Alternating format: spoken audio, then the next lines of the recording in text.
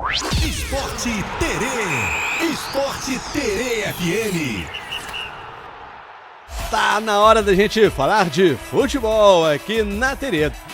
Bom, e ontem, pelas quartas de final da Copa do Mundo, a França venceu o Marrocos por 2-0 e tá nas semifinais da competição. França aguarda agora quem vai ser o adversário, né? Hoje tem mais um confronto, tem um jogo entre Espanha e Bélgica, né? Qual time vai passar para as semifinais? Lá no jogão hoje, às 4 da tarde. Amanhã, às 6 da tarde, rapaz, dá uma dor no coração falar isso, mas tem Noruega e Inglaterra. Era pra ser o Brasil, né? Fazer o quê? Também amanhã, às 10 da noite, tem Argentina e Suíça, pelas quartas de final da Copa do Mundo. Bom, falei aqui, né, da vitória da França. A França despachou o Marrocos. Ontem, Mbappé fez um gol também, né? Mais um, cara. E com esse gol, ele chegou ao 8º e a disputa pela artilharia da Copa do Mundo tá acirrada. Tá bonito de se ver, né? Com as quartas de final em andamento, alguns principais nomes do futebol mundial aparecem entre os maiores goleadores do torneio. Messi, né, e Mbappé estão empatados na liderança com 8 gols. O Haaland tem 7. Tá aí, coladinho com ele. Na terceira posição tá também o inglês Harry Kane com 6 gols. E o Dembélé, da França, também ocupa a quarta posição com 5 gols. O Mbappé tá aí na liderança. Por quê? Mas ele tem o mesmo número de gols do Messi. Pois é, mas o critério de desempate é o número de assistências. E por conta disso, nessa Copa do Mundo, o Mbappé tá aí na frente do Messi. Mas, né, vou lembrar mais uma vez que o Messi entra em campo, pode fazer, lógico, né, mais um golzinho ou mais gols para poder passar o Mbappé. Essa disputa aí que tá acirrada, né? E olha só, Jorge Jesus é o novo técnico da seleção de Portugal. Agora tá tudo certo, ele foi apresentado como o novo técnico da seleção portuguesa nesta sexta-feira. Jorge Jesus disse que chegou em um momento durante o trabalho com o Neymar no Al Hilal em que teve que dizer ao brasileiro que não havia mais condições de continuar utilizando. Que coisa, hein? Pois é, nessa apresentação hoje ele foi perguntado e ele acabou falando isso. Que disse pro Neymar, não tem condição mais. Que coisa, hein? Neymar, tem que virar esse jogo, hein? Bom, falando agora dos times do Rio, a quinta-feira foi de jogo treino na preparação do Botafogo para o retorno do calendário. O Nilton Santos, pela manhã, teve vitória em cima do Bom Sucesso por 4-1 e na parte da tarde ontem o adversário foi o Sampaio Corrêa e ficou 0-0 essa partida. O dia de atividade serviu para o técnico Franklin Carvalho fazer testes e projetar o segundo semestre de 2026. O treinador português dividiu o elenco em 2 grupos. Pela manhã, mandou a campo um time reserva, utilizando também 3 dos 12 jovens da base que subiram para treinar com um grupo profissional. No segundo jogo, contra o Sampaio Corrêa na parte da tarde, a escalação foi com que pode ser a base titular, né? Para o restante da temporada. Pode-se considerar, ao menos até a inscrição dos reforços. Ainda falando do Botafogo, o Palmeiras fez uma proposta de cerca de 120 milhões de reais para contratar Danilo. Além do valor, o Verdão incluiu também na oferta o zagueiro Naves. Danilo tem contrato com o Botafogo até julho de 2029 e consta como principal alvo da diretoria palmeirense para essa temporada. Os termos da proposta estão com o Botafogo há algumas semanas e ainda não houve uma resposta.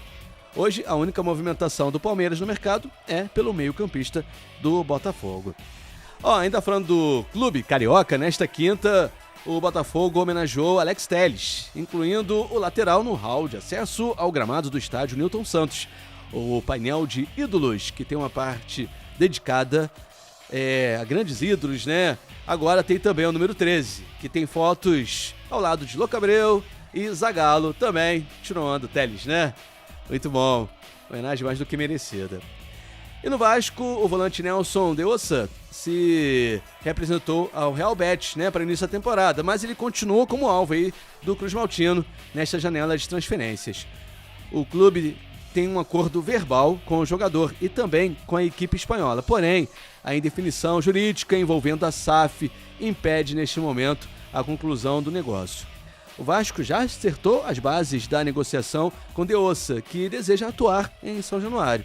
O Betis também aceitou a sinalização financeira apresentada pelo Vasco.